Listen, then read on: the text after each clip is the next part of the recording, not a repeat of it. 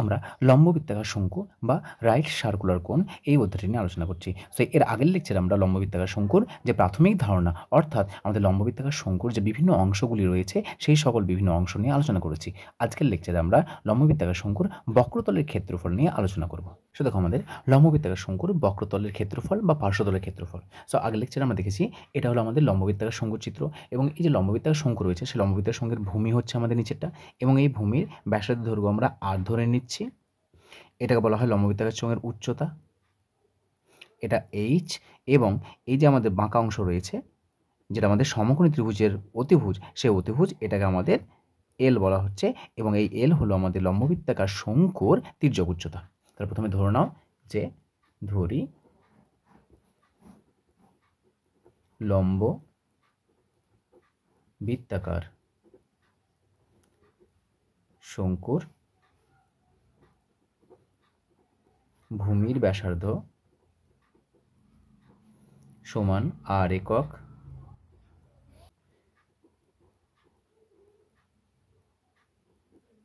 উচ্চতা h একক এবং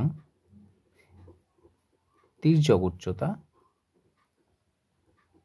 সমান l একক। যদি আমাদের লম্ববৃত্তাকার শঙ্কুর ভূমির ব্যাসার্ধ r একক, উচ্চতা h একক এবং তির্যক উচ্চতা l একক হয় তাহলে লম্ববৃত্তাকার শঙ্কুর পার্শ্বতল বা বক্রতলের ক্ষেত্রফল সমান, এটা মনে রাখবে যে পাই আর এল বর্গ একক। সো এটা হচ্ছে আমাদের যে কোনো লম্ববৃত্তাকার শঙ্কুর পার্শ্বতল বা বক্রতলের ক্ষেত্রফলের সূত্র। এই সূত্রের সাহায্যে আমরা যে কোনো লম্ববৃত্ত যে পার্শ্বতলের ক্ষেত্রফল বা বক্রতলের ক্ষেত্রফল কত হয় আমরা এই সূত্রের সাহায্যে নির্ণয় করব। যেখানে আমরা জানি পায়ের মান 22/7 বা 3.14, এই মানটা বসিয়ে আমরা যে কোনো লম্ববৃত্তাকার শঙ্কুর পার্শ্বতলের ক্ষেত্রফল নির্ণয় করব। দেখো আমাদের প্রশ্ন বলে দিয়েছে যে লম্ববৃত্তাকার শঙ্কুর ভূমির ব্যাসার্ধের দৈর্ঘ্য বলে দিয়েছে 7 সেমি এবং তির্যক উচ্চতা বলে দিয়েছে আমাদের 12 সেমি। তাহলে লম্ববৃত্তাকার শঙ্কুর পার্শ্ব ক্ষেত্রফল কত হবে হিসাব লিখতে বলেছে। প্রদত্ত করে লিখে না প্রথমে প্রদত্ত লম্ববৃত্তাকার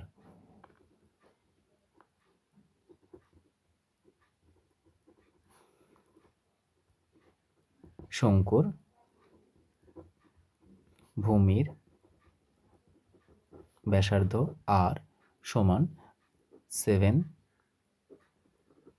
সেমি এবং তির্যক উচ্চতা ব্র্যাকেটে l বলে দিয়েছে আমাদের 12 সেমি।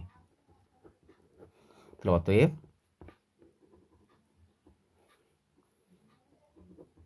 লম্ববৃত্তাকার শঙ্কুর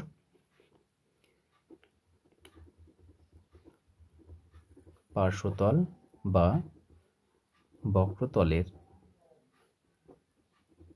ক্ষেত্রফল, ফর্মুলা বসে লিখো পাই আর এল বর্গ সেমি। তাহলে পায়ের মান বসাও, পায়ের মান 22/7 ইন্টু আর ব্যাসার্ধ বলে দিয়েছে 7 সেমি ইন্টু এল এর মান বলেছে 12 সেমি, 12 বর্গ সেমি। এবার একটু কাটাকাটি করো, কাটাকাটিগুলো কত আসছে আমাদের 7-এর সঙ্গে 7 কাটছে, তাহলে থাকছে আমাদের 22 মাল্টিপ্লাইড বাই 12 বর্গ সেমি।